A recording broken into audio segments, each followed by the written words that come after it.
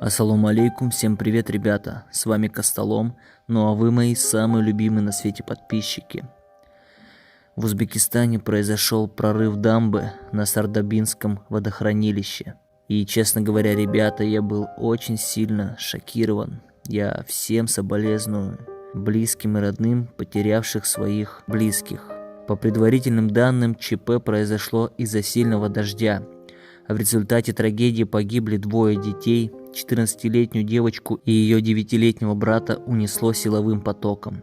Пострадали 56 человек, их с различными травмами госпитализировали в ближайшей больнице. Буквально под водой оказались несколько жилых районов. Власти страны были вынуждены эвакуировать 70 тысяч жителей, проживающих в окрестностях водохранилища. Людей разместили во временных убежищах. На месте происшествия продолжаются поисково-спасательные работы. Последствия масштабного стихийного бедствия ощутила Туркестанская область.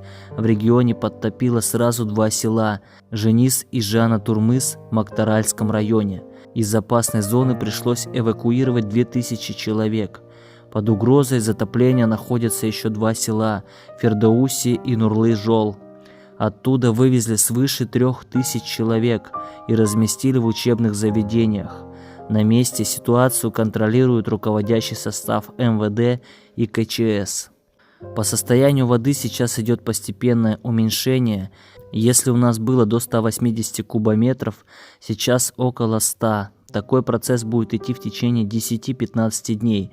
Это по сообщению Комитета водных ресурсов. Жертв на сегодня нет. В данный момент идет работа по оцеплению населенных пунктов с целью недоопущения мародерства, заверил заместитель министра внутренних дел Юрий Ильин.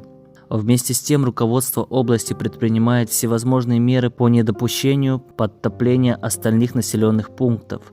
В аварийно-спасательных работах участвуют сотрудники ДЧС области и Шымкента. Для аварийно-восстановительных работ используются мотопомпы и надувные лодки. Мы держим ситуацию на контроле, произвели облет.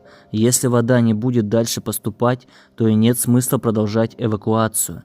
Если же поток будет расти, то мы сами организованно вывезем всех людей, скот и позаботимся об охране имущества. Для этого были мобилизованы силы из ближайших районов. Каждый район будет заниматься отдельным населением пунктом. Всем акимам дано поручение сформировать списки, провести разъяснительную работу и подготовить жителей к возможной эвакуации, но только по команде, уверил аким Туркестанской области Умирзак Шукеев. Всего же в ликвидации последствий ЧП задействовано 635 человек и 60 единиц техники. Из Шымкента выдвинулись дополнительные силы, более 300 военнослужащих и 28 спецмашин, а также 460 сотрудников Национальной гвардии поселка Узынагаш Алматинской области. Созданы штабы в 10 школах, которые расположены недалеко от сел. Жителей обеспечили питанием, им оказывается медицинская помощь. Медсотрудники также распределены по школам. Решаются организационные вопросы по вызову скота и необходимых вещей. Ребята, больше всего меня радует во всей этой ужаснейшей обстановке. Это то, что узбекские любые семьи приняли пострадавших к себе домой. И несмотря на то, что сейчас в мире очень много зараженных, люди в Узбекистане помогают друг другу. Вот такая страна, там никогда не бросают в беде. Пишите, ребята, что вы думаете по поводу этого ролика. Всех уважаю и ценю. Всем пока.